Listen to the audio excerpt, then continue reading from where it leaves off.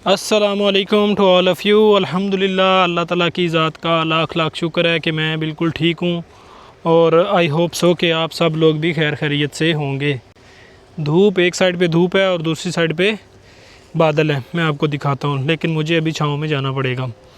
अच्छा जी, आज की इस वीडियो में मैं आपके साथ जो है वो इटली की एक बहुत ही प्यारी सी यूनिवर्सिटी है जिसका नाम है यूनिवर्सिटा दी मैसीना, यूनिवर्सिटा डेली स्टूडी दी मैसीना यूनिवर्सिटी है, जिसके अंदर पीएचडीज़ के जो एडमिशन्स हैं उनकी डिटेल कॉल जो है वो शेयर करने वाला हूँ। उससे पहले आप देखें कि इस साइड पे बिल्कुल मौसम क्लियर है, साफ़ है, सुथरा है और इस साइड पे बादल है। हाँ, इट इज़ ब्यूटीफुल। ये बादल आया इस साइड से है, काफ़ी देर से मैं यहाँ पे खड़ा हुआ हूँ। आया इस साइड से है, इसने कोई भी बारिश नहीं बरसाई है यहाँ पे, लेकिन मौसम बिल्कुल इसने क्लीन ठंडा कर दिया था। अब फिर थोड़ी सी गर्मी हो गई है और इस साइड पे चला गया है। सो इस तरह का वेदर होता है जी यहाँ पे, बट क्वाइट बेटर। पहले काफ़ी ज़्यादा गर्मी पड़ रही थी, लेकिन अब अल्लाह का शुक्र है गर्मी टल गई है, गर्मी चली गई है, तो अब हर चीज़ जो है वो सुकून में है। अच्छा जी, यूनिवर्सिटी ऑफ मैसीना की जो लास्ट डेट है वो 24 जुलाई 2026 है और इसमें अप्लाई करने की जो फ़ीस है, यानी कि पीएचडी की एप्लीकेशन फ़ीस जो है वो 30 यूरो है। तो 30 यूरो फ़ीस आपने ज़रूर पे करनी है। और आप, मेरे ख़्याल में, मैंने डिटेल कॉल जो है वो रीड नहीं की है, बट हम डिटेल कॉल जो है वो रीड करेंगे और आपके साथ सारी की सारी इन्फॉर्मेशन जो है वो अच्छे तरीके से शेयर करेंगे। आई थिंक सो, पता नहीं 20 यूरो है या 30 यूरो है, दोनों में से कोई एक फ़िगर हो सकता है, बट मोस्टली जो यूनिवर्सिटीज़ की फ़ीस होती है वो 30 यूरो ही होती है, बट हम कॉल में जाके देख लेते हैं। अच्छा जी, बहुत सारी ऐसी यूनिवर्सिटीज़ हैं जिनके एडमिशन जो है वो क्लोज़ हो चुके हैं और वो अपनी सेकंड कॉल यानी कि एडिशनल कॉल्स ओपन कर रही हैं। लास्ट टाइम एक स्टूडेंट था जिसने मुझसे पूछा था कि मेरी CGPA फ़लाँ है, मैं उसका नाम नहीं मेंशन करना चाहता, तो क्या मैं अप्लाई कर सकता हूँ? तो आई सेड कि आप अप्लाई नहीं कर सकते हैं, क्योंकि एडिशनल कॉल के अंदर इक्का दुक्का पोजीशंस ओपन होती हैं, तो उसके अंदर उनके पास चॉइस नहीं होती है कि उस स्टूडेंट को रखें जिसके मार्क्स फ्लक्चुएट कर रहे हों। उसमें सिर्फ उसी स्टूडेंट को सिलेक्ट करते हैं जिसके मार्क्स मैक्सिमम हो, और उन्होंने फेयर सा एक इंटरव्यू करना होता है जिसके थ्रू वो स्टूडेंट्स को हायर कर लेते हैं, क्योंकि उनके पास वो जस्ट एडिशनल एक पोजीशन होती है। तो एडिशनल कॉल के अंदर आपका तुक्का लगना बड़ा मुश्किल हो जाता है। आप जो है वो नॉर्मल कॉल होती है, फॉर्मल कॉल या नॉर्मल कॉल, उसी के अंदर ही अप्लाई करें और अपनी किस्मत को आजमाएं। अच्छा जी, इससे पहले मैंने आपको बताया था कि इंशाअल्लाह ताला हमारी ये जो अपनी पारमा यूनिवर्सिटी है, इसके जितने भी एडमिशन्स के डिटेल हैं वो मैं आपके साथ शेयर करूँगा। तो ये यूनिवर्सिटी ऑफ मैसीना की जो डिटेल है, इस कॉल के बाद या इस वीडियो के बाद इंशाअल्लाह ताला आने वाली जो नेक्स्ट मेरी वीडियो होगी उसमें मैं आपके साथ यूनिवर्सिटी ऑफ पारमा की जो डिटेल कॉल है वो शेयर करूंगा, और इसके अंदर जितने भी एडमिशन्स हैं, जो भी उनका क्राइटेरिया है, उसके बारे में आपके साथ सारी की सारी इन्फॉर्मेशन जो है वो इंशाअल्लाह ताला शेयर करूंगा। ऐसे स्टूडेंट्स जिनका अपना मास्टर्स कंप्लीट हो चुका है वो तो ज़रूर अप्लाई करें, बट रिकमेंड करूंगा कि ऐसे स्टूडेंट्स जिनका CGPA, बहुत सा बात यहाँ पे आके रुक जाती है कि आपका CGPA कितना है। भाई साहब, जिन लोगों का CGPA 3.5 से ऊपर है या उनका मार्किंग क्राइटेरिया 80% या 80% से ऊपर है, वो ज़रूर अप्लाई करें। जिनका CGPA 3.5 से कम है या जिनकी परसेंटेज जो है वो 80% से कम है, तो वो भाई साहब ना अप्लाई करें, क्योंकि यहाँ पे कंपटीशन, ओ माय गॉड, बहुत ज़्यादा बढ़ चुका है। हमारे टाइम पे इतना ज़्यादा कंपटीशन नहीं था।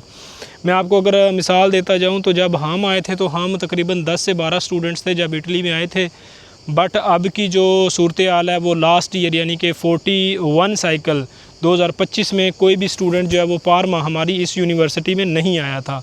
तो आप इस हिसाब से अंदाज़ा लगा लें कि यहाँ पे जो कंपटीशन का रेट है वो कितना ज़्यादा बढ़ चुका है, क्योंकि पाकिस्तान से जितने भी मोस्टली ऑलमोस्ट 100 में से 90% जो स्टूडेंट्स होते हैं, उनमें से 90% स्टूडेंट्स जो होते हैं वो पाकिस्तान के होते हैं, और 100 में से सिर्फ 10% स्टूडेंट्स जो हैं वो इटालियन या फिर दूसरे इंटरनेशनल हब के होते हैं। तो आप इतना अंदाज़ा लगा लें। फिर पाकिस्तानी स्टूडेंट्स कुछ ऐसे भी होते हैं जिन्होंने बहुत ज़्यादा सारा रट्टा शट्टा लगाया होता है और अपनी CGPA को इंक्रीज़ किया होता है, बट उनके पास अपनी अच्छी जो है वो रिसर्च नहीं होती, पब्लिकेशंस नहीं होती, जिसकी वजह से वो मार खा जाते हैं। तो इस वजह से इनको थोड़ा सा ये भी प्रॉब्लम होता है इटालियंस को कि हर बार जब भी हम अपनी पोजीशन ओपन करते हैं तो सबसे ज़्यादा एप्लीकेशन जो होती हैं वो पाकिस्तानी स्टूडेंट्स की होती हैं। तो इस वजह से जब वो इंटरव्यू लेते हैं, भले आपके मार्क्स मैक्सिमम हो, तो इंटरव्यू में वो आपसे डायरेक्टली जो क्वेश्चन करते हैं वो पब्लिकेशन का या रिसर्च एक्टिविटीज़ का या हैंड्स ऑन स्किल्स का क्वेश्चन करते हैं, तो उसमें आप फिर मार खा जाते हो। तो ऐसे स्टूडेंट्स जिनका अभी मास्टर्स ऑन गोइंग है, यानी कि जिन्होंने अभी मास्टर्स में अपना एडमिशन लिया है, क्या चीज़ यार ची कर रही है, आई डोंट नो। अच्छा जी, तो जिन लोगों का अभी मास्टर्स स्टार्ट हुआ है, यानी कि जो अभी फर्स्ट सेमेस्टर्स में है या सेकंड सेमेस्टर में है, या जिन्होंने अपनी रिसर्च करना स्टार्ट किया, तो मैं उनसे रिक्वेस्ट करूंगा हाथ जोड़ के कि प्लीज़ आप लोग जो हैं वो अपनी रिसर्च स्किल्स को इंक्रीज़ करें और अपनी सीजीपीए को तो ऑब्वियस ही बात है मेंटेन करें। भले वो आप जैसे भी करें, रटा लगा के करें, सर से, प्रोफेसर से, अपने प्रोफेसर से रिक्वेस्ट करके करें, जिस तरह से भी आप उसको मेंटेन करना चाहें कर लें, बट अपनी रिसर्च स्किल्स को बहुत बहुत ज़्यादा स्ट्रॉन्ग करें, क्योंकि यहाँ पे मेजर क्वेश्चन जो होता है, आप प्रेजेंटेशन भी अच्छी बना लेते हो, सब कुछ ठीक कर लेते हो, बट जब आपसे वो इंटरव्यू में क्वेश्चन करते हैं तो आपसे पब्लिकेशन का क्वेश्चन करते हैं, हैंड्स ऑन स्किल्स का क्वेश्चन करते हैं। आपकी पब्लिकेशन हो भी तब भी उसमें वो क्वेश्चन कर लेते हैं। तो स्टूडेंट्स मोस्टली कहते हैं कि ये जी हमें इसका पता नहीं है, हमने ये स्टडी नहीं की है। तो वो कहते हैं अगर आपने ये स्टडी नहीं की है तो फिर आपका नाम इस रिसर्च आर्टिकल में क्यों है? ठीक है, तो वजह ये होती है कि अगर आपने कोई पब्लिकेशन की भी है तो उसके ऊपर आपको मुकम्मल ग्रिप होनी चाहिए। Simple is that. मैं आपको यही कहूँगा कि कोई शॉर्टकट वे नहीं है भाई साहब, आपको फुली जो है वो प्रीपेयर होना पड़ेगा। अगर आपने इंटरव्यू देना है या यहाँ पे किसी भी यूनिवर्सिटी में, ये पारमा नहीं है, कोई भी यूनिवर्सिटी है इटली की, आपको मुकम्मल अपनी स्टडी के ऊपर ग्रिप होना ज़रूरी है। अच्छा जी, इसके बाद मैं आपके साथ एक और बात शेयर करता जाऊँ कि बहुत सारे स्टूडेंट्स मुझसे पूछते हैं कि हम फ़ीस कैसे पे करें। मैं अपनी तकरीबन हर अपनी वीडियो में मैंने आप लोगों को बताया है कि आप फ़ीस जो है वो सिंपल इज़ दैट कि पाकिस्तान में दो तरह के बैंक्स हैं, एक का नाम है नया पे और एक दूसरे का नाम है सादा पे। इन दोनों बैंक्स के थ्रू आप अपनी फ़ीस जो है वो इटालियन यूनिवर्सिटीज़ की जो एप्लीकेशन फ़ी है वो पे कर सकते हो।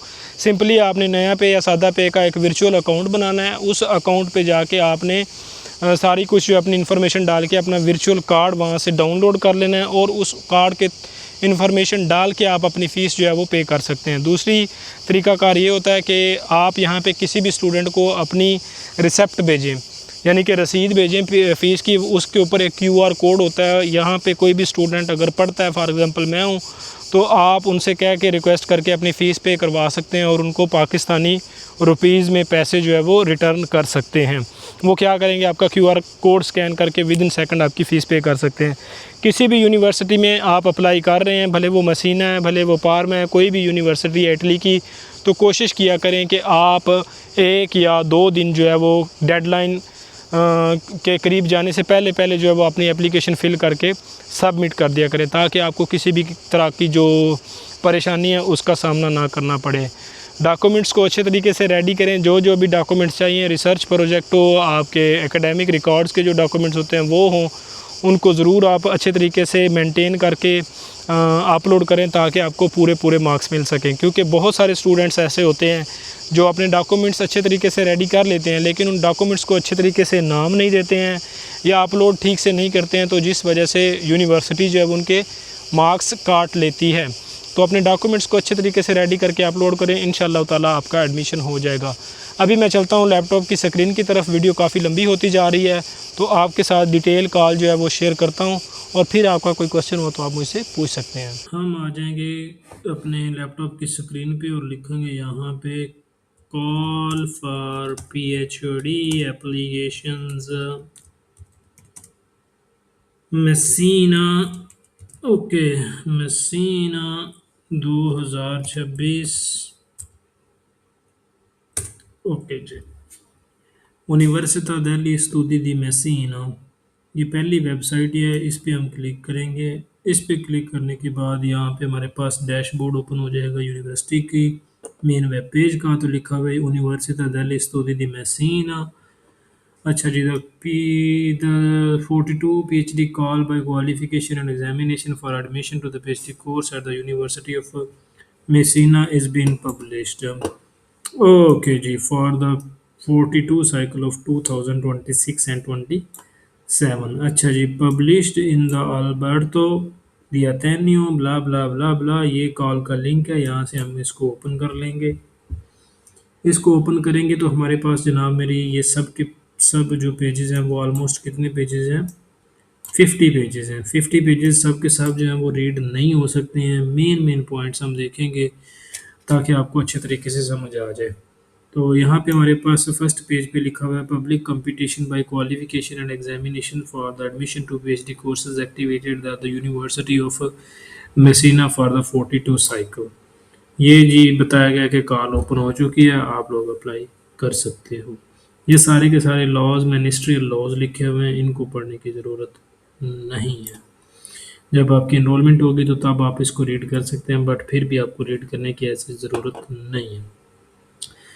अच्छा जी, ये डिवीजन की गई है डिफरेंट सेक्शंस की। तो यहाँ पे हमारे पास इंस्टीट्यूशन के बारे में बताया गया है कि the call for PhD course with administration headquarters at the University of Messina from now on the referred as the university is established, and the relative comparative selections for the admission to AY mean to say 26 and 27 PhD courses better described in attachment number 1 to 15।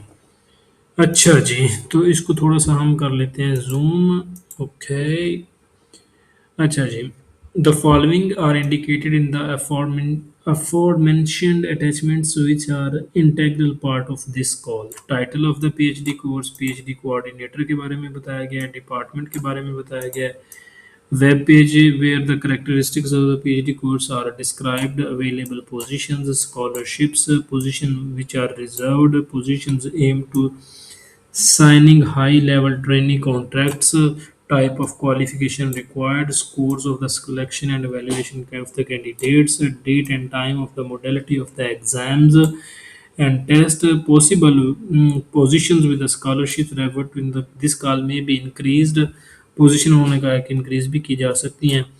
From, मैं सीधा सीधा अल्फाज पढ़ रहा हूँ, कुछ लफ्ज़ ऐसे भी होते हैं जो मैं डायरेक्ट रीड नहीं करता हूँ, अपनी तरफ से भी इसमें रीड कर देता हूँ, तो आपको बस मकसद समझाना है। फ्रॉम पब्लिक और private institutions also foreign through agreements or conventions signed after the issuing of this call। Okay जी, ये सारी की सारी डिटेल इस कॉल के अंदर वो कह रहे बताई हुई है जी।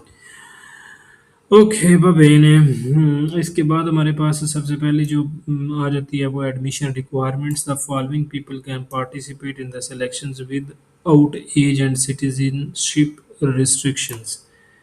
Those who at the deadline of the call have obtained a specialist degree, mean to say master's degree or degree diploma or a similar academic qualification also obtained abroad and can declare the equivalent, are recognized as a suitable for the admission to PhD courses based on the principle and sanctioned by the international conventions of the subject।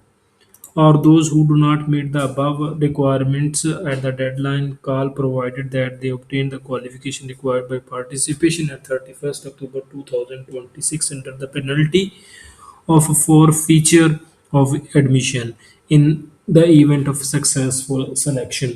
यहाँ पे ये बताया गया कि ऐसे students जिन्होंने degree ले ली हुई है वो भी अप्लाई कर सकते हैं, या अपना ट्रांसक्रिप्ट ले लिया वो भी अप्लाई कर सकते हैं, जिनके पास नहीं है वो भी अप्लाई कर सकते हैं, बट जिनके पास नहीं है वो डिक्लेरेशन अपनी देंगे कि हम जो है वो डिग्री 31 अक्टूबर 2026 तक अपनी रिसीव कर लेंगे। अगर 31 अक्टूबर 2026 तक वो अपनी डिग्री रिसीव नहीं करते तो उनको एडमिशन प्रोसेस में से एक्सक्लूड कर दिया जाएगा। अच्छा जी, the sustainability of the foreign qualification, foreign qualification आपके पास होनी चाहिए। इट्स ओके फाइन, अगर आप आउट ऑफ इटली अप्लाई कर रहे हैं तो आपके पास ऑब्वियस ही बात है उस कंट्री की मास्टर्स डिग्री होनी चाहिए, और वो इंग्लिश में या इटालियन लैंग्वेज में होनी चाहिए। रिजर्व पोजीशन के बारे में बताया गया है, जाहिर सी बात है जो स्टूडेंट्स अप्लाई कर रहे हैं उनके पास रिजर्व पोजीशन तो नहीं है, तो ऑब्वियस ही बात है आपने इंडिपेंडेंट पोजीशन के लिए अप्लाई करना है। तो इसके लिए वो लोग देखेंगे जो जिनकी सीटें ऑलरेडी रिजर्व हैं, तो आप लोग नहीं हैं तो इसको छोड़ दें। ओके बबेने, इसके बाद है जी हमारे पास हाउ टू अप्लाई। पहले तो रिक्वायरमेंट थी, अब अप्लाई के बारे में आ गया। In accordance with the current legislation, the University of Messina has set up access to its IT systems using SPID, speed ID या CID। ऐसे स्टूडेंट्स जो इटली में रह रहे हैं उनके लिए ये वाली इन्फॉर्मेशन है, मतलब वो अपनी इन्फॉर्मेशन स्पीड आईडी यानी कि पाकिस्तान में जैसे आपकी simple is that identity card होता है, यहाँ पे डिजिटल आईडी होती है जिसे स्पीड आईडी या फिर GI कहते हैं, CIE कहते हैं। तो वो उससे अपनी एप्लीकेशन फिल करेंगे, उससे रजिस्टर करके। और ऐसे स्टूडेंट्स जिनके पास इटालियन नेशनैलिटी या इटालियन सॉरी रेजिडेंसी नहीं है, वो या वो इटली से अप्लाई नहीं कर रहे हैं, तो वो फिर ये ऑनलाइन प्लेटफॉर्म है जिसे AZ3 ESSE3 प्लेटफॉर्म है, यहाँ पे क्लिक करके लिंक के ऊपर जाके अप्लाई कर सकते हैं। इस तरीके से आपने अप्लाई करना है। अच्छा जी, सारी की सारी इन्फॉर्मेशन या रजिस्ट्रेशन का प्रोसेस जो वो इटालियन या फिर इंग्लिश में दिया गया है। तो वहाँ पे आप वेबसाइट पे जाके अपनी लैंग्वेज भी चेंज कर सकते हैं। अगर इटालियन में तो इसको इंग्लिश में कन्वर्ट कर सकते हैं, और इंग्लिश है तो उसको इटालियन में कन्वर्ट कर सकते हैं। ये आपके ऊपर डिपेंड करता है। Submission of the application from admission through the online procedure implies acceptance by the candidates of the rules contained in this call, including attachment number 1 to 15। Okay, 1 to 15 attachments बताई गई हैं। उसके अंदर सारी की सारी चीज़ें बताई गई हैं। हम गाय बगाए आगे जाकर देखते हैं। The procedure for participation in the selection will be active for 30 days starting from the day following the online application of the call. University register at the following link, इस लिंक पे आपने जाके सारी की सारी रजिस्ट्रेशन करनी है। अच्छा जी, कौन से लोग ऐसे हैं जो एक्सक्लूड कर दिए जाएंगे? It is recommended that complete the application process well in advance in the deadline. It is the sole responsibility of the candidate to ensure online application process is completely correct. आपके सारे के सारे document जो है वो completely correct होने चाहिए। अगर आपके डॉक्यूमेंट में किसी में कोई प्रॉब्लम हुआ तो यूनिवर्सिटी उसकी जिम्मेदार नहीं होगी, आपको एक्सक्लूड कर दिया जाएगा। ये सारी की सारी इंस्ट्रक्शंस हैं। अच्छा, जिन the participation in the application candidate must declare in position of the request to access the selection referred in and attach for the sole purpose of the evaluation the following documents in PDF format together with a scanned copy of the valid identity document and with the photo। आपने अपनी photo भी देनी है। तो इसके अंदर कौन कौन से डॉक्यूमेंट्स आ जाते हैं? सबसे पहले आपकी CV है यानी कि करिकुलम वटाई है। उसके बाद डिक्लेरेशन यानी कि डोमिसाइल है वो इटालियन का डोमिसाइल होता है, हमारा डोमिसाइल नहीं आपने लगाना है यहाँ पे। उसके बाद आपने लगाना जी self certification of the qualification with the date and hand signed indicating that the Italian university that issued the qualification type of masters degree, name of the masters degree and date of the graduation final vote है। ये self certification सिर्फ उन लोगों के लिए जो सिर्फ Italy में बैठ के अप्लाई कर रहे हैं, जिन्होंने अपना मास्टर्स इटली से कंप्लीट किया, वो सेल्फ सर्टिफिकेट देंगे, आप लोगों ने नहीं देना है। अच्छा जी, ये डॉक्यूमेंट आपके लिए नहीं है, ये डॉक्यूमेंट भी आपके लिए नहीं है। सबसे पहला आपके लिए डॉक्यूमेंट जो है वो करिकुलम विटाई है, तो और उसके बाद 3rd नंबर डॉक्यूमेंट ये भी आपके लिए नहीं है, सॉरी 4 नंबर डॉक्यूमेंट जो है वो मास्टर्स डिग्री का आपने थीसिस देना है। अगर आपने अपने मास्टर्स का थीसिस कंप्लीट करके सबमिट करवा दिया और डिफेंस वगैरह हो गया, तो फिर आपने अपना सारा थीसिस अपलोड करना है। अगर आपके पास वाइवा होना पेंडिंग है तो फिर आपने अपनी थीसिस की समरी यानी कि एब्स्ट्रैक्ट वो अपलोड करना है। एब्स्ट्रैक्ट भी वो वाला अपलोड नहीं करना है जो सिर्फ आपके पास एक फॉर्मल सा एब्स्ट्रैक्ट हाफ पेज का बना होता है, वो उसका मतलब वो नहीं है। आपने पूरे पेपर की 2 से 3 पेजेस की समरी बनानी है, वो अपलोड करनी है, सॉरी अपने थीसिस की। उसके बाद आपकी रिसर्च पब्लिकेशंस आ जाती हैं, प्रोफेशनल एक्सपीरियंसेस हैं, ठीक है, other qualifications held by the candidate, ये आप अपलोड कर सकते हैं। रिसर्च प्रोजेक्ट आपने अपलोड करना है, where provide in the attachment number 1 to 15। 1 to 15 का अब यहाँ पे क्या मतलब है मैं बता देता हूँ गौर से। 1 to 15 का मतलब ये है कि सारे के सारे जो यहाँ पे डिपार्टमेंट्स हैं, प्रोग्राम है, उनके अंदर कौन कौन सी पोजीशंस अवेलेबल हैं, वो 1 से लेकर 15 है। तो हम आगे जाके देखते हैं कि कौन कौन से ऐसे डिपार्टमेंट्स हैं, किसी एक को स्पेसिफाई करके देख लेंगे और उसकी रिक्वायरमेंट चेक करके आपके साथ शेयर कर देंगे। आप वहाँ से फॉलो करके अपने अकॉर्डिंग जो डिपार्टमेंट है उसमें अप्लाई कर सकते हैं। अच्छा जी, उसके बाद हमारे पास ये रिसर्च प्रोजेक्ट की इन्फॉर्मेशन दी हुई है। आपने इसी के अकॉर्डिंग जो डिपार्टमेंट है, जो रिसर्च पोजीशन है, उसी के अकॉर्डिंग आपने रिसर्च प्रोजेक्ट बनाना है। उसकी कितनी वेटेज होगी, क्या चीज़ें ऐड करनी है, उसी के अकॉर्डिंग आपने बनाना है। अच्छा जी, 9 नंबर पे हमारे पास आ जाता है any if the mixed method of the oral exam is provided in attach number blah blah blah. अगर आपके पास वहाँ पे ज़ाहिर सी बात है जो इंटरनेशनल स्टूडेंट्स अप्लाई कर रहे हैं तो उनको इंटरव्यू के लिए ऑब्वियस सी बात है ऑनलाइन प्लेटफॉर्म चूज़ करना पड़ेगा। तो आपने फिर जब अप्लाई करना है वहाँ पे एक ऑप्शन आ रहा होता है कि आप इंटरव्यू फिजिकल देना चाहते हो या ऑनलाइन देना चाहते हो, मतलब वीडियो कॉन्फ्रेंस के थ्रू देना चाहते हो। तो वीडियो कॉन्फ्रेंस का मतलब यही होता है, या गूगल मीटिंग या फिर आपकी जूम मीटिंग के आपका इंटरव्यू होता है। तो आपने ये मेंशन कर देना है कि मैं अगर internationally out of Italy apply कर रहा हूँ तो मैं वीडियो कॉन्फ्रेंस के थ्रू अपना इंटरव्यू दूंगा। If applying for executive positions, a declaration drawn up the according with the executive PhD। Executive का मतलब ये होता है कि यहाँ पे जो फैकल्टी के लोग होते हैं, अगर उनके कोई रिश्तेदार है, बच्चा बेटी अप्लाई कर रहा है, तो फिर उन्होंने डिक्लेरेशन देनी होती है। बस आपने ये पॉइंट्स याद रखने हैं, point number 1, point number 4, point number 5, point number 6, point number 7, 8, 9। ठीक है, इन पॉइंट्स को फॉलो करके आपने अप्लाई करना है। Let's move toward the next point. If applying for PhD high level trainee positions, आप कौन सा हाई लेवल ट्रेनी पोजीशन के लिए अप्लाई कर रहे हो, इसको छोड़ दो। अच्छा जी, instead of the document number 3, ये बताया गया डॉक्यूमेंट नंबर 3, ये बताया हुआ instead of the document number 3 in position of the foreign qualification must attach the qualifications.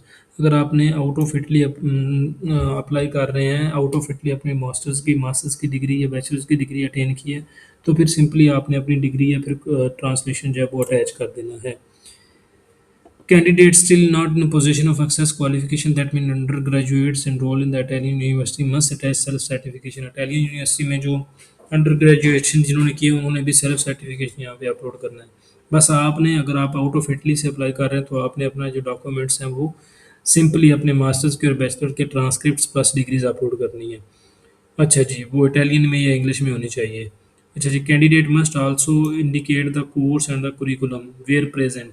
अब कोर्स एंड कुरिकुलम का क्या मतलब है, वो हम आगे जाके देखते हैं कि कोर्स का नाम क्या है, यानी कि प्रोग्राम का नाम क्या है, और उसके अंदर सब डिवाइड करके जो कुरिकुलम है, मतलब कि पोजीशंस के अकॉर्डिंग जो है वो डिपार्टमेंट्स को वो क्या उसको कहते हैं, डिपार्टमेंट्स को कोई पोजीशन दे दी जाती हैं, तो उसी के अकॉर्डिंग वो कुरिकुलम के अकॉर्डिंग फिर उसने वो चीज़ें मेंशन करनी है जिस जगह से भी वो ले रहा है। अच्छा जी, उसके बाद हमारे पास आ जाती है candidate who intend to participate in the selection for more than one PhD course must submit an online application for each course complete with the required documentation. However they will be given up option to choose only one of them if they are in eligible position in the more than one ranking। अच्छा जी, आप एक या दो position पे भी apply कर सकते हो, वहाँ पे मेंशन करना है अलग अलग एप्लीकेशन का, और उसके लिए आपके पास कंडीशन ये है कि एट द एंड आपने सिर्फ उन दोनों में से कोई ना कोई एक पोजीशन चूज़ करना होगी अलग प्रोग्राम में। At the end of the procedure and करके आपने क्या करना है, payment of participation fee of 30 euros must be made through the Pago PS system। The aforementioned payment must be made under the penalty of the exclusion by the day of the expiry of the call. Okay जी, बबेन है। तो यहाँ पे हमारे पास बताया गया है कि आपने अपनी फ़ीस जो है वो हर सूरत पे करनी है। अगर आपने पे ना की तो फिर आपको एक्सक्लूड कर दिया जाएगा, और आपने date of expiry of this call आपने हर सूरत वो फ़ीस पे करना ही करनी है, अदरवाइज़ फिर आपके लिए प्रॉब्लम बन जाती है।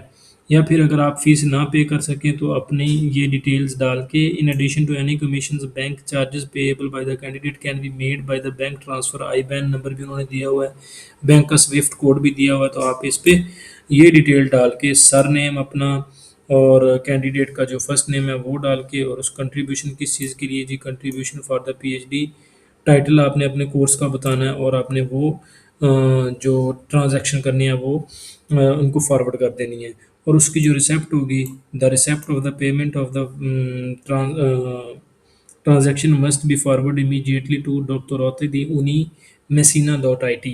तो इनको आपने वो सेंड कर देनी है अगर आप दूसरे तरीके से अपनी फ़ीस पे कर रहे हैं। जो बेस्ट तरीकाकार है वो ऑनलाइन सिस्टम पागो पिया वाला है, वहाँ से आप अपनी फ़ीस पे कर सकते हो। मैं ऑलरेडी बहुत सारी वीडियोज़ में बता चुका कि आपने फ़ीस कैसे पे करनी है। Okay, candidates, particularly poor and developing countries, as defined in Ministerial Directive number, are exempt from the payment of the aforementioned contribution। अच्छा जी, यहाँ पे हम देख लेते हैं कि ऐसे कौन से कंट्रीज़ हैं जहाँ से कैंडिडेट्स जो हैं वो, जहाँ पे कैंडिडेट सॉरी ना फीस पे कर सकें। Myanmar KLMNOP। ओके, ये वाले जो कंट्रीज़ हैं, from these countries candidates are not needed to pay their fee. Afghanistan, Angola, Bangladesh, Benin, Burkina Faso, blah blah blah blah blah, these are the countries from where people are not needed to pay their fee। इसमें Pakistan included नहीं है, सो आपने अपनी fees भाईजान पे करनी ही करनी है। Let's come to the next point. So PhD examination boards के बारे में बताया गया। जो स्टूडेंट्स जिस यूनिवर्सिटी सॉरी जिस प्रोग्राम में अप्लाई कर रहे हैं उसने जाके यहाँ से देख लेना है कि कौन सा बोर्ड है, कौन सा प्रोफेसर जो है वो मेरा इंटरव्यू लेगा। एग्जामिनेशंस के बारे में बताया गया। एग्जामिनेशंस वही है कि आपका इंटरव्यू होगा और इंटरव्यू के अंदर आपकी सारी की सारी जो क्वालिफिकेशन है उसके बारे में पूछा जाएगा। Criteria and procedure for the selection of the valuation of the candidate, उसमें सबसे पहले उसकी क्वालिफिकेशन यानी कि डिग्री चेक की जाएगी। The maximum score attributed to the qualification indicated in the 1 to 5 15, वही प्रोग्राम के अंदर बताया गया कि हर प्रोग्राम के अकॉर्डिंग जो है वो आपको आपकी क्वालिफिकेशन के मार्क्स दिए जाएंगे। एक्सेसिबल क्वालिफिकेशंस आर, उसमें सबसे पहले हमारे पास करिकुलम विटाई आ जाती है, यूनिवर्सिटी का कैरियर यानी कि यूनिवर्सिटी की डिग्रीज आ जाती हैं, मास्टर्स डिग्री का थीसिस आ जाता है, पब्लिकेशंस आ जाती हैं, प्रोफेशनल एक्सपीरियंसेस आ जाते हैं, other qualification held by the candidate. ये 4 से 5 चीज़ें जो आपकी अच्छे तरीके से एवेलुएट की जाती है। Candidates are not permitted to attend this evaluation. Okay जी, वे एवेलुएशन है वो खुद ब खुद ही करेंगे। Okay, oral examination mean to say कि आपका interview, the maximum score attributed to the oral examination are also mentioned in the attachment number 1 to 15। Oral exams are public, सब के सब जितने भी स्टूडेंट्स होंगे वो आपका ओरल एग्जामिनेशन सुन रहेंगे वो ऑन द स्पॉट। ये नहीं होगा कि आपको अकेले को बिठा के वो आपको ओरल एग्जाम लेंगे। पेज अभी हम 8 पे आए हैं लेकिन वीडियो काफ़ी ज़्यादा सारी लंबी हो रही है, तो आपको मैं ये लिंक भी लगा दूंगा। आपने यूनिवर्सिटी की इस पेज को या इस पीडीएफ को ओपन करके सारी की सारी डिटेल अपने अकॉर्डिंगली डाउनलोड कर लेनी है। The final selection score expressed and hundreds is given by the sum of the marks reported in the individual assessment. आपके जो फाइनल जो असेसमेंट के मार्क्स होंगे वो 100 होंगे। 100 में से फिर जितने आपको मिलेंगे वो यूनिवर्सिटी के इस पोर्टल के ऊपर जाके आपको मिल जाएंगे, यानी कि आपकी रैंकिंग लिस्ट लग जाएगी। एडमिशन टू पीएचडी कोर्सेज, ये बताया गया है जनाब मोहतरम। जब आप अपनी एप्लीकेशन फिल कर देते हो, फिल करने के बाद आपको अल्लाह करे आपका एडमिशन हो जाता है, तो एडमिशन होने के बाद फिर आपने एनरोलमेंट करवानी होती है। ये सारी की सारी डिटेल उसी बारे में बताई गई है। ऊपर जो मेन मेन चीज़ें थी वो हमने रीड आउट कर ली हैं। इसमें ये देखें लिखा हुआ है enrolment procedure and blah blah blah blah.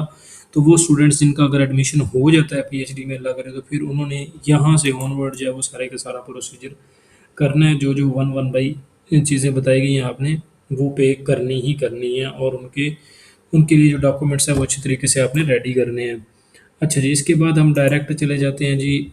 ये देखें ना, अटैचमेंट नंबर 1 to 15 है। ये अटैचमेंट नंबर 1 है, तो इसी तरह ये आगे मूव करते करते करते 15 है।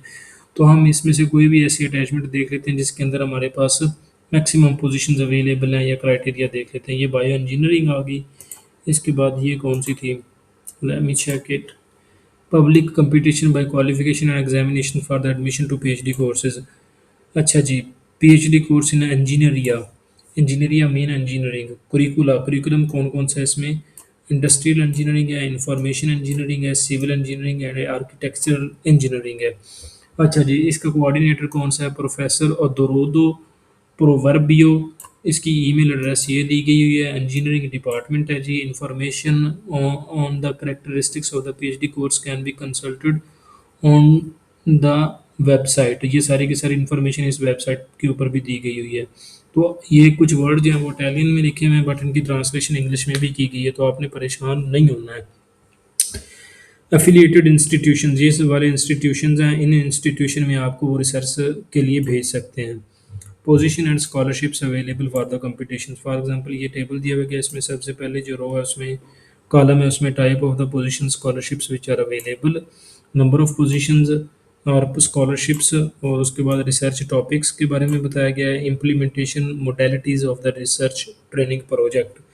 तो सबसे पहली जो हमारे पास 4 पोजीशंस हैं इस डिपार्टमेंट के अंदर वो यूनिवर्सिटी की तरफ से हैं, यानी कि यूनिवर्सिटी ऑफ मेसीना की तरफ से स्कॉलरशिप्स। उनके लिए कोई स्पेसिफाइड रिसर्च टॉपिक नहीं है, आप इंडिपेंडेंट रिसर्च टॉपिक के ऊपर जो है वो अपना रिसर्च प्रोजेक्ट जमा करवा सकते हो। इसी तरह ये हमारे पास एक पोजीशन है वो फंडेड है जी, स्कॉलरशिप फंडेड बाय द जेपिथिफिको मूजी, कोई प्रोफेसर होगा उसकी तरफ से ये फंडेड है। तो ये नंबर ऑफ पोजीशन 1 है। इसके अंदर जो है वो रिसर्च प्रोजेक्ट का टाइटल जो है वो बताया गया, यानी कि पोजीशन आप एज इट इज़ बताई गई है, आपने इसी पोजीशन के ऊपर ही अपना रिसर्च प्रोजेक्ट बनाना है। तो इसके अंदर आप रीड आउट कर सकते हैं। हमारे पास है जी, development of new wear resistant alloys and coatings for high performance forage or agriculture tools. The research programs include an optional 6 months stay abroad at foreign institution, university, or research center. The program also include a training period of at least 12 months at the company. अब यहाँ पे ये implementation बताइए कि आप ना आपकी जो रिसर्च होगी वो इस टॉपिक के ऊपर होगी, लेकिन आपने क्या करना है कि आपको 6 मंथ के लिए, मीन टू से कि 6 महीने के लिए, कम से कम 3 महीने होते हैं, मैक्सिमम 18 महीने होते हैं मोबिलिटी के लिए, तो आपको 6 महीने के लिए यूनिवर्सिटी जो है वो अब्रॉड मोबिलिटी के लिए भेजेगी, और आपने अपने 3 सालों में से 12 महीने यानी कि 1 साल जो है वो कंपनी में गुजारना है। ये हर सूरत गुजारना ही गुजारना है। तो मोबिलिटी जब आप लगाने जाते हो किसी भी कंट्री में, तो आपके स्कॉलरशिप का 50% आपका इंक्रीमेंट लग जाता है, यानी कि आपको इंक्रीज हो जाता है। जैसा कि यहाँ पे 1200 मिलता है तो 600 इजाफी मिलेगा, आपका 1800 हो जाएगा। वहाँ पे फिर सारे के सारे खर्चे आपने उसी में से ही करना होते हैं। तो मज़ीद इसी डिपार्टमेंट के अंदर और भी पोजीशंस अवेलेबल हैं। जिस बंदे ने या जिस बंदी ने भी अप्लाई करना हो, तो इन पोजीशंस के अकॉर्डिंगली उसने अपने डॉक्यूमेंट्स तैयार करने हैं। सबसे पहले आपने स्कॉलरशिप की फंडिंग देख लेनी है, फिर नंबर ऑफ़ पोजीशन देख लेनी है, टाइटल देखना है, फिर आपने जाके उसकी इम्प्लीमेंटेशन देखनी है कि आपको कहाँ पे करवाएंगे। मज़ीद यहाँ पे मेरे ख्याल में उन लोगों के बारे में बताया गया है, यहाँ पे हम पढ़ लेते हैं। अच्छा जी, टाइप ऑफ क्वालिफिकेशन रिक्वायर्ड, ऐसे स्टूडेंट जिन लोगों ने इन सब के सब मतलब इनमें से किसी एक भी रिसर्च फील्ड में अपनी मास्टर्स कंप्लीट किया होगा, तो वो ऊपर वाली पोजीशन में से किसी भी पोजीशन पे अप्लाई कर सकते हैं। यहाँ पे कोई लंबी चौड़ी हिस्ट्री नहीं है। अच्छा जी, for PhD scholarship funded by the blah blah blah, ये प्रोजेक्ट के बारे में बताया गया हुआ, तो आपने ये अच्छे तरीके से रीड कर लेना है। अच्छा जी, other requirements for the international students, knowledge of the Italian और इंग्लिश लैंग्वेज, आपके पास इंग्लिश लैंग्वेज का नॉलेज अच्छे तरीके से होना चाहिए। उसके बाद score for the selection and evaluation of the candidates, titles and the research projects. Titles का मतलब है कि आपकी सीवी, आपका क्वालिफिकेशंस, आपके पब्लिकेशन, सारी चीज़ें मिला जुला के प्लस आपका रिसर्च प्रोजेक्ट, इसके कितने मार्क्स होंगे? 40 मार्क्स होंगे। Titles, the maximum score attributed to the qualification will be 10 out of 100 points. और रिसर्च प्रोजेक्ट को मतलब, ये टाइटल का मतलब है कि आपके बाकी के जो डॉक्यूमेंट्स हैं उसमें सीवी, आपका क्या उसको कहते हैं, पब्लिकेशंस, आपकी डिग्रीज वगैरह के 10 मार्क्स हैं, और आपके रिसर्च प्रोजेक्ट के 30 मार्क्स हैं। वो सिर्फ और सिर्फ इस स्पेसिफिक प्रोग्राम के लिए, कोई और प्रोग्राम होगा तो उसके लिए अलग से क्राइटेरिया होगा, बट मैं इसी प्रोग्राम पे ही रहूँगा, क्योंकि आगे जाएंगे तो फिर आप के लिए मिसअंडरस्टैंडिंग हो सकती है।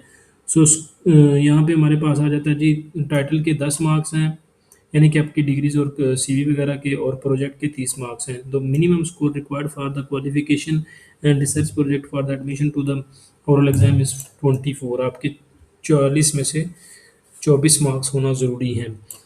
अच्छा, इनिशियल क्राइटेरिया में। उसके बाद एग्जामिनेशन, ओरल टेस्ट। एग्जामिनेशन में हमारे पास आ जाता है maximum score attributed to the oral test will be 60 और 40 100। तो आपके जो ओरल एग्जामिनेशन है उसमें से 60 मार्क्स होंगे, उसमें से आपने जो मिनिमम मार्क्स लेने हैं वो 36 होने चाहिए। 36 और 24 आपके कितने बन गए? अल्लाह आपका भला करे। 36 ਤੇ 24 कितने होंगे ने? मैनू की पता। 36 ਤੇ 24 होंगे ने जी 60। 60 मार्क्स आपने आउट ऑफ 100 लेने हैं, तो फिर जाके आपको कहीं वो एवेल्यूएशन क्राइटेरिया में यानी कि रैंकिंग लिस्ट में लेके आएंगे। The exam will take place on the date and according to the procedure hereafter preferred. Exam date and time September 2nd 2026 9 AM Central European summer time. ठीक है, प्रोसीजर कौन सा होगा जी? ऑनलाइन होगा, आपका एग्ज़ाम ऑनलाइन होगा। During the interview the knowledge of the English language is verified. Minimum overall assessment to consider eligible is 60 out of 100। Full details of the participation procedure can be found in the PhD call. यही PhD call है, इसके अंदर सारी की सारी detail, आपने कैसे apply करना है, क्या क्या करना है, वो चीज़ें हम ऊपर जैसे रीड आउट करके आ गए हैं, वो सारी डिटेल्स आपने रीड करनी है, फिर आपने अप्लाई करना है। ऐसे मुंह उठा के आपने अप्लाई नहीं करना है। इसी तरह ही जैसे हमने इंजीनियरिंग डिपार्टमेंट की कुछ पोजीशंस देखी, उनके क्राइटेरियाज देखे, इसी तरह ही आपने ये फिजियोलॉजी या साइकोलॉजी साइकोलॉजिया एक डिपार्टमेंट है, इसके अंदर भी पोजीशंस अवेलेबल हैं। उसी तरह इसका क्राइटेरिया डिफाइंड है, आपने रीड आउट करके देख लेना है। सिमिलर टू दैट एक और है जी केमिकल साइंसेज है, केमिस्ट्री है, इसके अंदर कितनी पोजीशंस हैं जी? 4 और 1 5। कोई भी रिसर्च टॉपिक स्पेसिफाइड नहीं है, तो आप इसमें भी अप्लाई कर सकते हैं कोई। हाँ जी, यूनिवर्सिटी ऑफ मेसिना की जो डिटेल कॉल है वो मैंने आपके साथ शेयर की है। तो इसमें अगर आपका कोई क्वेश्चन हो, आपने पूछना हो, तो आप मुझसे पूछ सकते हैं। मज़ीद ये है कि मैं आपको बताता चलूँ कि भाई साहब, जब तक आप अपने डॉक्यूमेंट्स जो हैं वो अच्छे तरीके से रेडी नहीं करेंगे, अपने डॉक्यूमेंट्स को ठीक से ओवरलुक नहीं करेंगे, आपका एडमिशन नहीं होगा। क्योंकि डॉक्यूमेंट्स की प्रेपरेशन में आप गलतियां करते हो, जिसकी वजह से आपके मार्क्स कट जाते हैं। यहाँ पे एक चीज़ मैं आपको बताता चलूँ कि बहुत सारी यूनिवर्सिटीज़ हैं जो एडिशनल डॉक्यूमेंट्स मांगती हैं। आप एडिशनल डॉक्यूमेंट्स मैंडेटरी तो सम टाइम नहीं होते, लेकिन आप क्या करते हो कि एडिशनल डॉक्यूमेंट्स का जो सेक्शन होता है उसको खाली छोड़ देते हो। तो भाई साहब, एडिशनल डॉक्यूमेंट्स में आपने क्या करना होता है कि कोई भी इंटरनेशनल कॉन्फ्रेंस हो, आपने उसका सर्टिफिकेट अपलोड करना होता है। कोई भी आपके पास हैंड्स ऑन स्किल्स हो, किसी लैब में कोलैबोरेशन पे आपने काम किया हो, आपके पास पेट सर्टिफिकेट हो, अच्छे वाला सर्टिफिकेट हो, ऑफिशियल सर्टिफिकेट हो, तो आप अपलोड करें, आपको उसके भी 2-3 मार्क्स मिल जाते हैं। सेकंड थिंग इज़ दैट कि कुछ स्टूडेंट्स के पास रिसर्च पब्लिकेशंस होती हैं, तो वो अपलोड ठीक तरीके से नहीं करते हैं। भाई साहब, वहाँ पे लिखा होता है कि मैक्सिमम आप 2 या 3 या 4 या 5 पब्लिकेशंस अपलोड कर सकते हो। तो जो सेक्शन होता है रिक्वायरमेंट का, उसमें मैक्सिमम 2 होती हैं, उसके 5 मार्क्स होते हैं, यानी कि 5 नंबर होते हैं दोनों के। तो आप लोगों ने किस तरह अपलोड करना होती हैं? फॉर एग्जांपल, आपके पास 2 रिसर्च पेपर्स हैं या 2 रिव्यू आर्टिकल्स हैं, या 1 रिसर्च पेपर है, 1 रिव्यू आर्टिकल है, तो आपने कैसे करना होता है कि आपने simple is that PDF file पे लिखना होता है पब्लिकेशन 1, या सिंपली लिखना होता है रिसर्च पब्लिकेशन 1, और दूसरे डॉक्यूमेंट को आपने लिखना होता है रिसर्च पब्लिकेशन 2। इस तरह से आपने लिखना होता है। तो फिर उनको पता चल जाता है कि काउंटिंग में 2 पब्लिकेशंस हैं, तो फिर आपको वो पूरे मार्क्स देते हैं। सम टाइम स्टूडेंट्स क्या करते हैं, जैसे ही डॉक्यूमेंट्स गूगल से अपना डाउनलोड करते हैं वैसे ही अपलोड कर देते हैं। तो डॉक्यूमेंट्स को भाई साहब प्रॉपर नेम दिया करें, और उसमें अपना सुपर स्क्रिप्ट और सब स्क्रिप्ट जो है वो अच्छे तरीके से डाला करें, ताकि आप लोगों को कोई भी परेशानी ना हो। अच्छा जी, यहाँ पे इसी तरह ही आपने अपने जो बाकी के डॉक्यूमेंट्स हैं, CV हो गई या आपका सर्टिफिकेट्स हो गए, वो आपने ऐसे ही अपलोड करने हैं, ताकि आपको पूरे मार्क्स मिल सकें। तो जैसे ही लिस्ट लगती है, वजह ये बनती है कि स्टूडेंट्स कहते हैं यार, मैंने तो सारी की सारी इन्फॉर्मेशन सही से पुट की थी, पता नहीं मेरे मार्क्स कहाँ से कटे हैं, पता नहीं मेरा रिसर्च प्रोजेक्ट अच्छा नहीं बना था। सम टाइम प्रॉब्लम्स होती हैं कि आप डॉक्यूमेंट्स ठीक से प्रिपेयर नहीं करते हो। भाई साहब, यूनिवर्सिटी की कॉल आप अच्छे तरीके से खुद रीड किया करें, उसके अंदर कोई भी चीज़ जो है वो क्रिटिकल है, आप किसी से पूछ लिया करें, फिर आप अप्लाई किया करें, क्योंकि आपके पैसे लगना होते हैं। तो पैसों को देख के मद्देनज़र रखते हुए आप अप्लाई किया करें, इंशाअल्लाह ताला कामयाबी आपके पास होगी। वीडियो काफ़ी लंबी हो गई है, इंशाअल्लाह ताला नेक्स्ट वीडियो में आपके साथ मुलाकात होगी, और उस वीडियो में मैं अपनी ये वाली जो यूनिवर्सिटी ऑफ पार्मा है, इसकी मुकम्मल डिटेल जो है वो शेयर करूँगा। तो तब तक के लिए आप इंतज़ार कर सकते हैं, और मुझे अपनी दुआओं में याद रख सकते हैं। अल्लाह आपको खुश रखे, आबाद रखे और कामयाब करे। अल्लाह हाफ़िज़।